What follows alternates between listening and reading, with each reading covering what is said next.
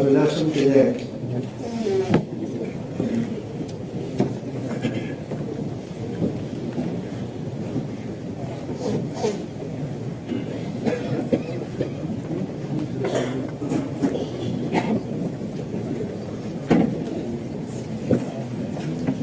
The Rambam writes about the Migash, Sichlo Mavis B'chol HaTalmud, that his mind, his intellect was frightening.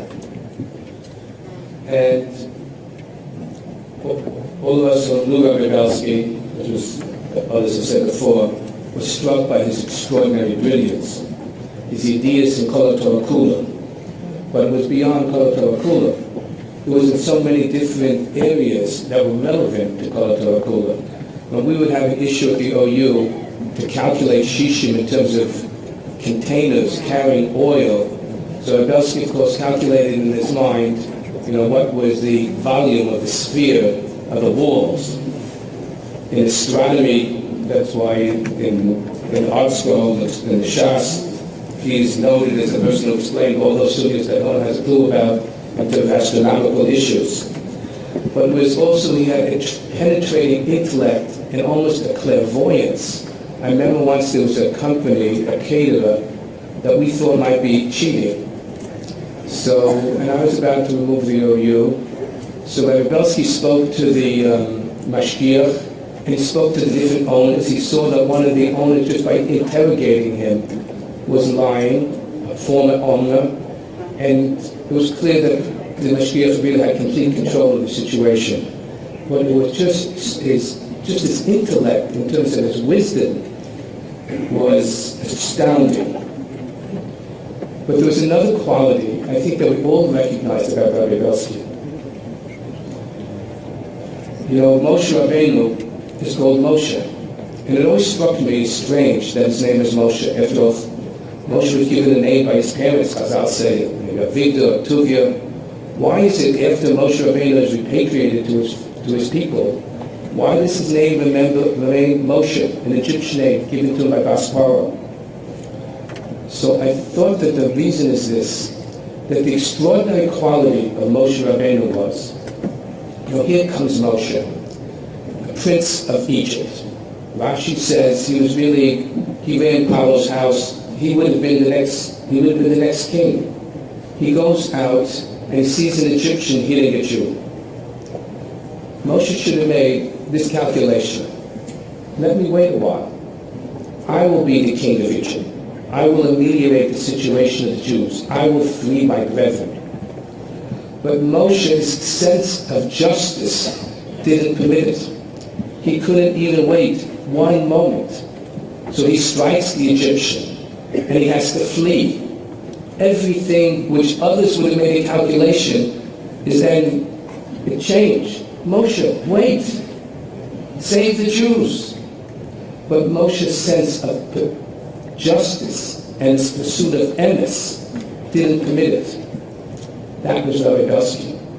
That was one extraordinary quality that he had beyond his brilliance and his goodness and extraordinary ideas of Torah, was this constant sense of pursuit of justice, even to the most forlorn person on the globe. I remember when we once went, when Manischewitz came under the OU Manischewitz Machus of Rabbi Kalinsky, that was one of the Rabbanim Machshir, and just politically how Rabbi Belsky handled all the different Rabbanim Machshir in general was extraordinary to watch. So I think about the story because Rabbi Belsky told me about it just a few months ago. We were talking about it because Rabbi Kalinsky had written a sefer, a wonderful sefer, Mishal Shalish Brisk. It's a biography of the Beis Halevi. And I remember Rabbi Belsky told me to follow up with him because he said he had written another volume also about Chaim, and we followed up after Rabbi Kalinsky's death with his family to try to find Ksavim to publish it. But in this volume, Rabbi Kalinsky tells a story about Reb Chaim Driscoll when Reb Chaim was a little boy. Reb Chaim apparently was, as a little child, had diphtheria and was deathly ill. And he was running an extremely high fever. They didn't think Reb Chaim, this child, would survive. And then all of a sudden, his fever broke, and he was on the way to recovery. And Reb Chaim told the story. He said, apparently in the Lamdim of old, they weren't so sophisticated. They would hit the Talmidim, and they would always favor, should always, but on occasion, they would favor the wealthy Talmidim, wealthy families, over the poor ones. And Reb Chaim was in this cheder, and the Melamed, there was something about him, he hit a little boy, Talmud, a colleague of Reb Chaim in the class, and he blamed him for whatever the ruckus was in the class, that he was completely innocent. And Reb Chaim, or Chaim at the time, stood up and said, I will not learn in a class of a person who's ma'ani yisomim. And he left. He never, ever came back. From that time on, with Yeshua, the Beis Halevi, learned with Reb Chaim. And when Reb Chaim was deathly ill, he said he had a dream. He said the Malach HaMolos was just about to hold on to him. And suddenly, this boy, Douglas' father, this Yosef's father, appears and stands between Malach HaMolos and this young Chaim salvation. And said, this boy stood up for my son. And the Malach HaMolos disappeared. And at that moment, Chaim said, the fever broke. That was Rabbi Belsky. He stood up for the most forlorn people in the Jewish community. People who everybody gave up on. And he did it at enormous risk. He wasn't always right even. But he did it because he loved the truth. He was extraordinary that way. You know, he was standing in my office, my window, overlooks the Statue of Liberty. I always thought Rabbi Belsky was indestructible, especially after he recovered 4 years ago. Who would imagine that we'd be standing here today? And I remember I used to visit him sometimes in Camp Mungan in Camp in the summer, and he was a very good swimmer. So he told me, you know, I could swim from here to the Statue of Liberty and back. You know, that was Rabbi Belsky. He was always swimming against the current. His extraordinary qualities of courage, tenacity, and pursuit of justice. It wasn't just his brilliance in Torah.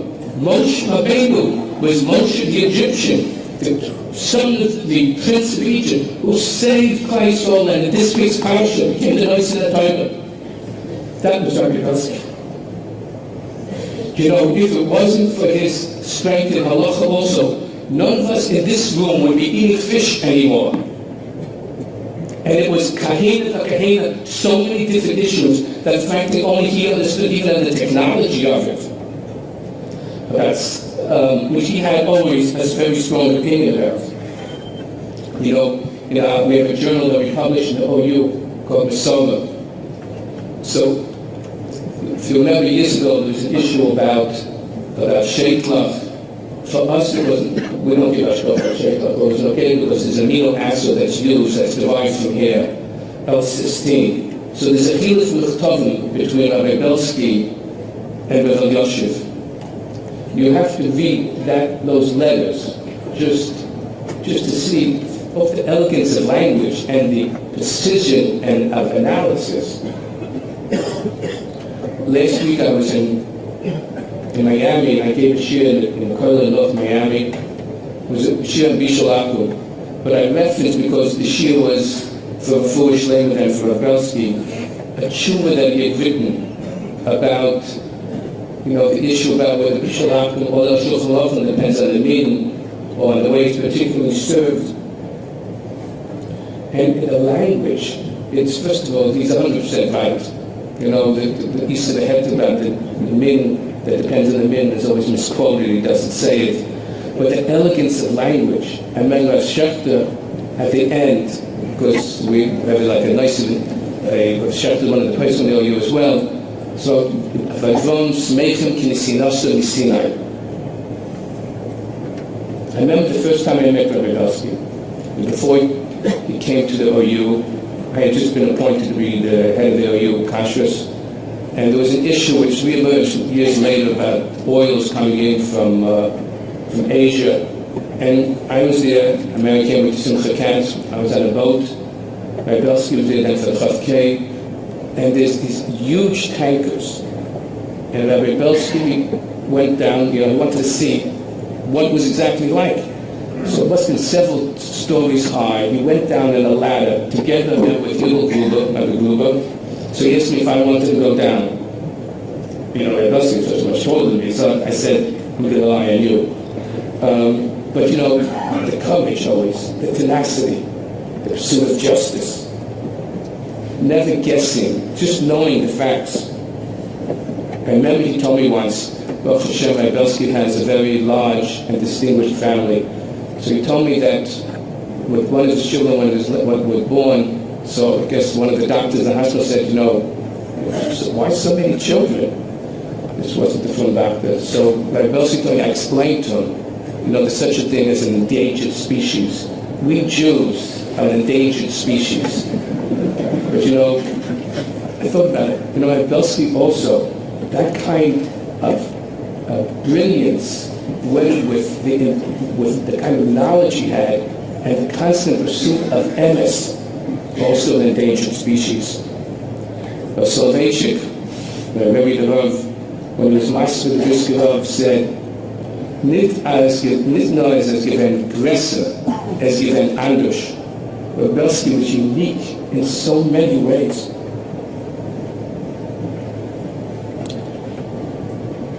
He was an inspiration for us, all the people at the OU. Each year he would give during a Sesame Tshuva, give a chizuk, just Shmona Esrei. Every Thursday he would bring in Talmidim from Torah Das, who would see just the link of the Dias HaTorah with the practical application, the Sichas Chulin, the concern for every individual. Of course, everybody would come on whatever else was in the office to speak to him, Chasodim.